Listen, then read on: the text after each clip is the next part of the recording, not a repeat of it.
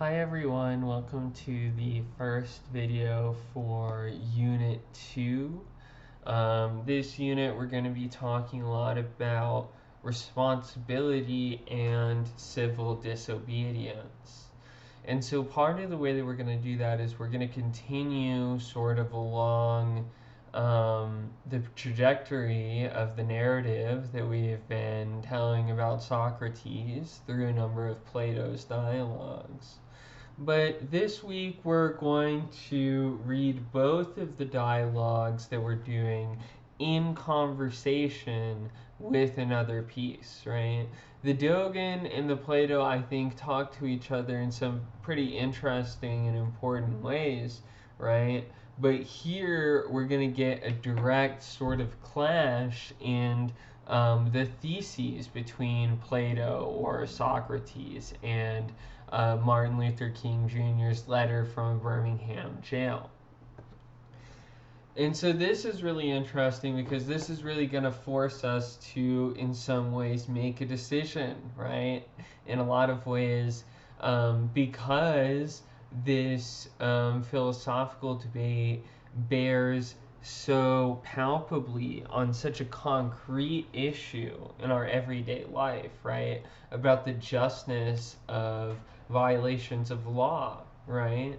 That they concern all of us as people that are, subject to the law in various sorts of capacities, right? I guess in various ways, rather, is what I mean.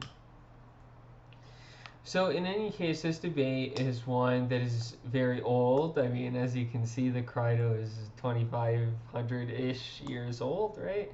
And, it continues to contemporary debates today. I mean, you could very easily select a text that is much more recent than Martin Luther King Jr.'s letter from a Birmingham jail, which I believe is August 1963.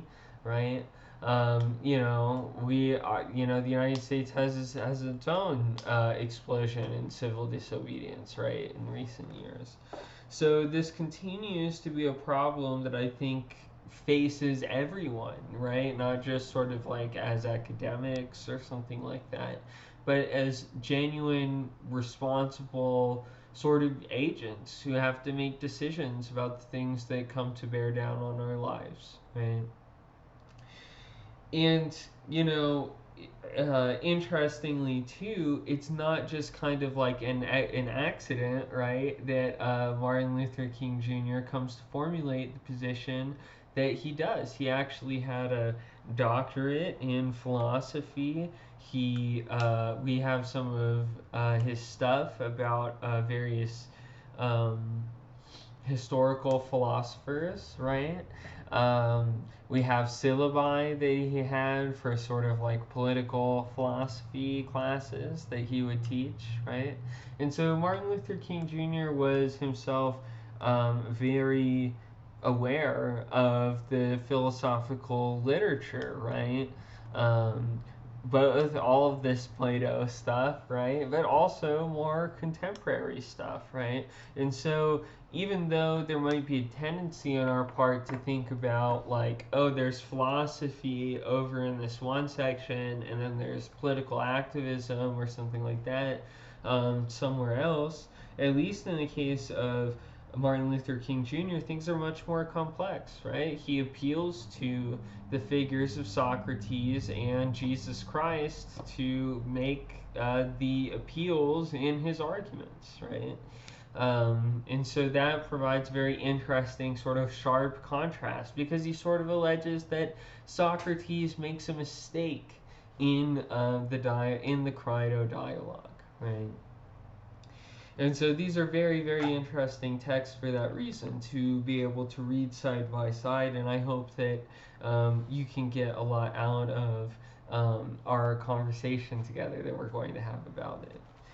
But to begin with, I just want to sort of clarify some narrative dimensions of the Crido, right? So the Crido takes place right after the Apology, which is the dialogue that we had last read, right? Socrates had, to some extent, sort of flubbed it in courts, right? He could have potentially gotten exiled, right? But he chose to instead kind of flex his muscles, right? And want to say that instead he should get a feast every day, right? That was his sort of, I don't know. Again, it comes from Socrates' notion of conviction, right, in what he's doing, right? So he's not willing to be strategic and accept a lesser punishment because he thinks that it's important at every moment to do what is right, not to do what is convenient or what other people would like or expect you to do, right? And so this attitude very much carries over into this next dialogue. The setting for this next dialogue is sort of like in an Athenian jail. And the idea is that Socrates is sort of waiting to be executed. He couldn't be executed right away because there was a religious festival, and it was not permitted to put people to death during the sort of like sacred time, right? But that is coming to an end, right? And so Socrates' execution is forthcoming. And Crido, who is the name of a character in this dialogue, sort of comes to Socrates and says, I've bribed the jail guard and like, hey, let's get out of here, right? Your friends don't want you to die. I don't want you to die. I think you could live a longer life. So we should book it, right? And Socrates, and there's sort of like funny observations about Socrates, right? That even though Socrates is being put to death, that he's sleeping very peacefully, right? Like in the jail, right? And this is sort of part of Socrates' character, right? Is that he just can't be bothered with the mortal things of this world, including his own life, right?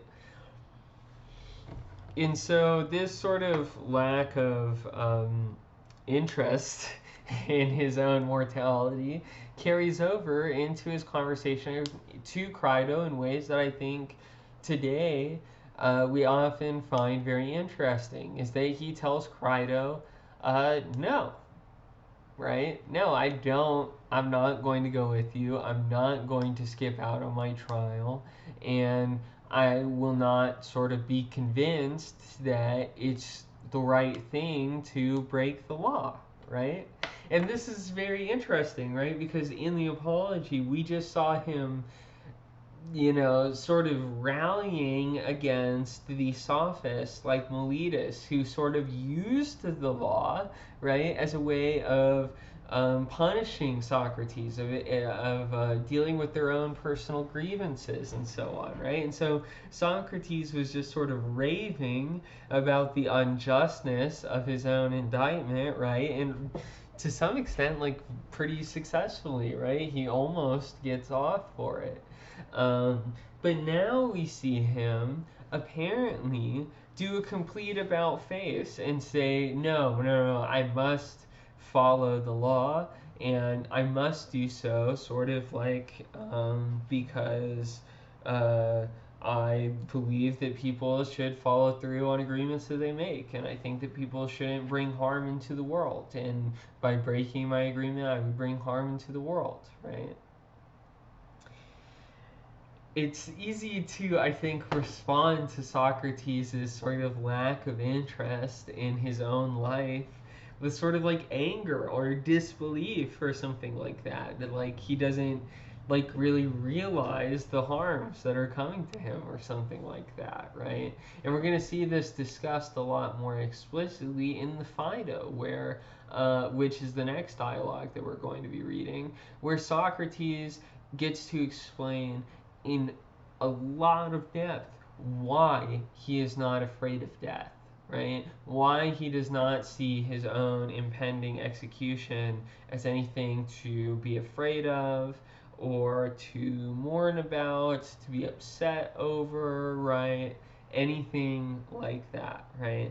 And so that provides like an extremely interesting dialogue for like what it says about what it means to live a good life. Like, does it matter, that you die or that you suffer, immensely in your life if you get to live, sort of like the good life, right? That's the idea behind a lot of this Platonic and Socratic stuff, is that the key to everything is sort of the purity of one's soul, right? So in the same way that in the Apology, Socrates had to follow his convictions, right? He had to do what he believed was right, right? Which was studying philosophy, following his daemon or his own conscience, right?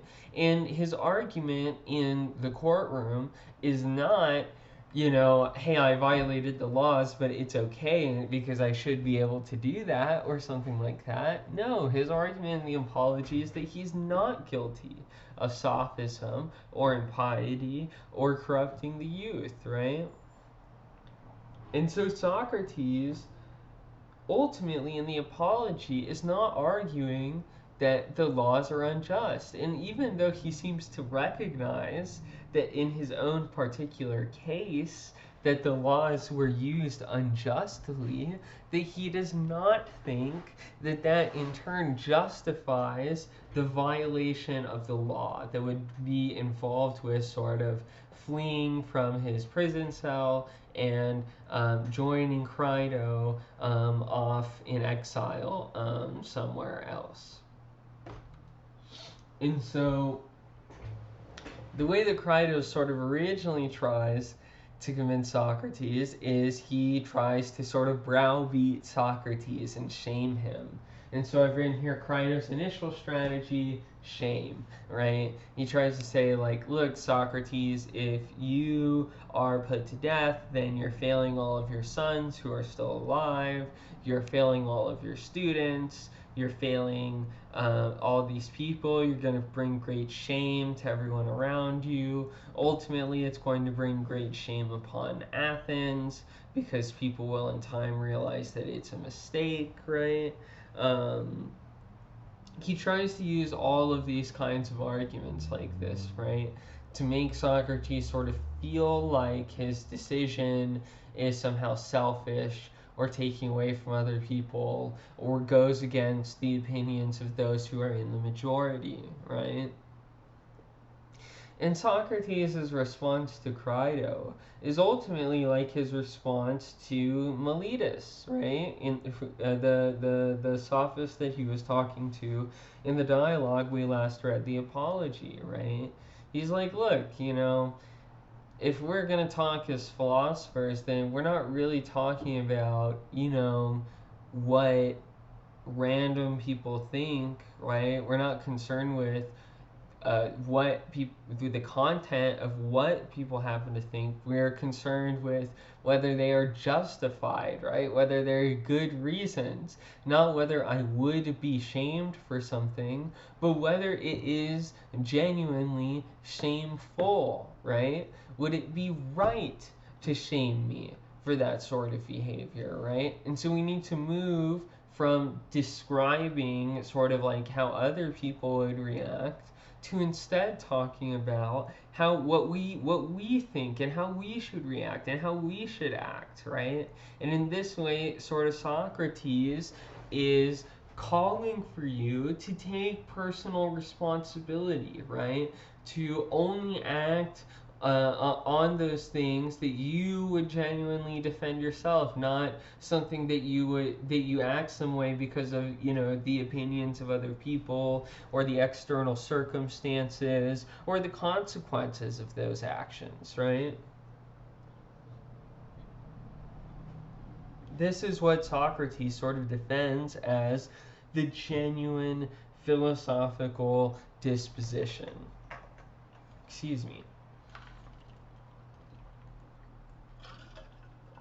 And so the challenge that he presents to Crido is he says, like, well, don't try to convince me in the sense of like a sophist, right? Like, don't try to browbeat me into this action or this belief. Instead, what you should do is you should try to convince me that it's the right thing to do, right?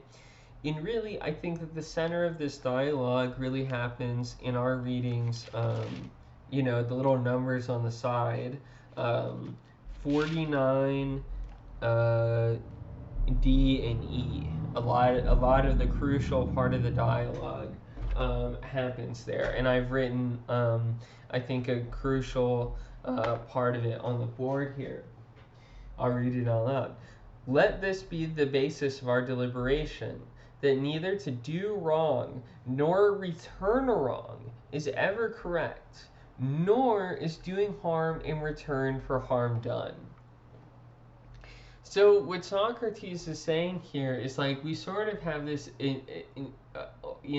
disposition to think that punishing other people somehow like makes up for potential harms that they've done us, right? And so that's where we get this idea of a retributive mindset. So retributive means like retribution, right? Like you're going to enact harm on somebody for their wrongdoing, right? And this is like a theory of legal punishment, right? Like some people think that punishment is about it is about retribution, right? It's about vengeance, right? And that's what sort of like justifies extremely long sentences and so on, right? Whereas other people think that the aim of that system is, say, rehabilitative, right? So the point is just that Socrates is rejecting a retributive model. Socrates is saying that the return of harm doesn't sort of like do anything for you. It doesn't restore any dimension of your own soul. And we're going to see him talk much more in detail about this view in the Phaedo, right? Basically what he says there is that no one can really harm you, right? In the sense of like people can like destroy your body, right? People can kill you or something like that, right? But they're not like making you a worse person, right? All of the aspects of yourself that are related to your soul or your psyche are areas where other people don't have the ability to enact harm on you, right? And so that's why Socrates doesn't have to be really afraid of other people, right? Or to really take seriously their capacity to harm him, right? And we're going to see that for Plato / Socrates, this is really caught up in sort of like a theory about the soul, right? And this is very, very common for this period for philosophers to think about and be very interested in the idea of a soul, and right, the part of you that persists after your body is dead, right? And so the idea of a soul and legacy and collective memory are very sort of important to a lot of the philosophers of this tradition. But essentially what Socrates says is that if you'll agree with me about this principle, basically, that you should not bring harm into the world under any circumstances, then you will understand my action. That even if the Athenian state did mean injustice in my own trial, that this does not justify my own harm in turn to the city from disobeying its laws, right? And so Socrates concludes, it doesn't matter that, I'll bring great shame to my family or that my sons will be hurt or something like that, because what matters is doing the right thing. And doing the right thing in this instance is not violating the agreement that I made with the Athenian state to follow its laws, right? Even when I taught philosophy, I was trying to follow its laws. I just interpreted those laws in a way differently than the jurors, right? The Athenian people. Okay, so that's sort of the basic dynamic of the Crido is that it really centers around Crido's attempts to convince Socrates. But really, he doesn't get very far because he ultimately ends up agreeing with Socrates about this principle. And once he does that, he doesn't really have any means for really combating Socrates' claim that by leaving the Athenian city-state and refusing to follow its laws and its punishments, that he would be doing harm in exchange for harm done, right? Okay. So, the text that we're going to talk about from Martin Luther King Jr. is his letter from a Birmingham jail. And I think that this text is very interesting for a whole bunch of reasons. I mean, one is that it's written by a literal political prisoner, right? That's what Martin Luther King Jr. is at this point, right? And he, he's in the civil rights movement at this point, and he's also pushing sort of beyond, I think, the typical sort of refrain that we ordinarily hear about Martin Luther King, about wanting sort of like recognition or something like that. He also sort of talks about the importance of economic forms of exploitation, right? And the need to move away from corporate models of capitalism, right? He was constantly collaborating with unions and so on. And so the civil rights dimension of King's work is very important, and we should pay attention to that. But we should also pay attention to the fact that he thought that it was incorporated into it resonated with various different kinds of struggles, right? And this is exactly what he means. Another quote that I didn't write here, but that is very central to the piece, is that injustice anywhere is a threat to justice everywhere, right? This is a sort of critical idea of Martin Luther King Jr.'s work that I think is part of what gets him a very different answer about the importance of following laws than we get from Plato and Socrates. Sorry for the glare here. What this quote says is there are two types of laws. There are just laws and there are unjust laws. And then he says something to the effect of, and I agree with St. Augustine that an unjust law is no law at all. Right? So what does this quote mean? So what Martin Luther King Jr. is saying here is that essentially there are laws that are sort of justifiable, essentially. Laws that are set up for the right reasons, laws that sort of contribute to what King sort of describes as the long arc of justice, right? And then there are laws that sort of are these ephemeral results that resist that sort of actualization, right? I think that in this text and in a lot of speeches, we get from King's work sort of this vision that racist institutions will be overcome over time, right? That they sort of are this backwardsness that human society sort of has to resist in order to achieve its full actualization, right? And so when he says an unjust law is no law at all, I think that what he means by no law at all is that these laws are not normatively binding, right? So in other words, they're a law in a descriptive sense. They're a law in the sense of like, if you don't follow it, then someone might punish you, right? But they're not a law as far as my action is concerned, right? If I can't be convinced that the law is really, justified, that it's created for just reasons, right, then I have no reason to follow it at all. And this is part of,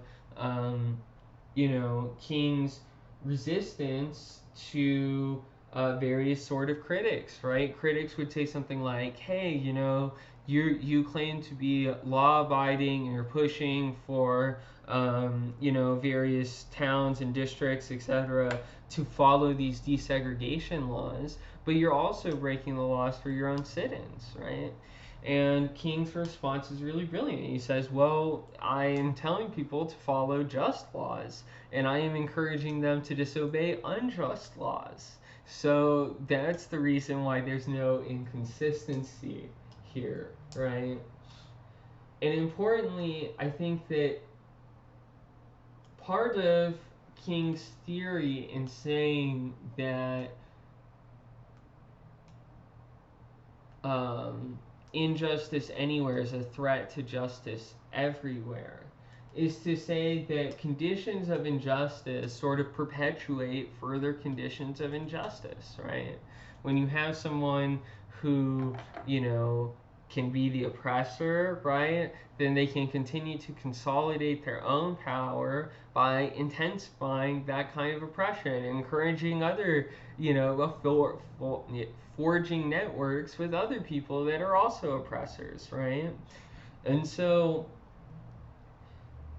I think King has this idea that if you allow for an unjust law to continue to exist, right, then you're sort of allowing for this kind of festering rot, right, that prevents sort of the progress of human beings to genuine kinds of freedom, right? And importantly, this actualization of freedom, King says, is importantly related to the activity of philosophy, right? In the Apology, Socrates was characterized as a gadfly, right? Sort of annoying horsefly, right? Constantly telling everyone that they're wrong, right? Martin Luther King Jr. sort of positions himself as an analog to Socrates, right? Just in the same way that Socrates pointed to the injustice and lack of truth of the existing political order of 400 BC Athens, so too Martin Luther King Jr. saw his own role as to play the same gadfly figure in 1960s America, right? And we can see that in this quote here. ... We must see the need of having non-violent gadflies to create the kind of tension in society that will help men rise from the dark depths of prejudice and racism to the majestic heights of understanding and brotherhood. So you can kind of see that in Plato, the violation of the law is wrong, right? Because you stand to destroy the law as a whole, right? And there's some dimension of injustice to that Plato / Socrates sort of identifies. But King, with his distinction between just laws and unjust laws, is able to say that a violation of unjust laws doesn't sort of like touch, right, the legitimacy, authority, bindingness, etc. of just laws, right? And so violation, civic disobedience of unjust laws, right, does not strike at the heart of society, right? To the contrary, King argues that unjust laws instead strike at the heart of society and prevent human progress. And so their violation actually helps accelerate us towards the path of genuine freedom, right? Okay, well, I think that is good for our first video for Unit 2. I hope that you enjoyed it. I look forward to hearing your thoughts about civic disobedience, and I hope that you are having a great week. Bye.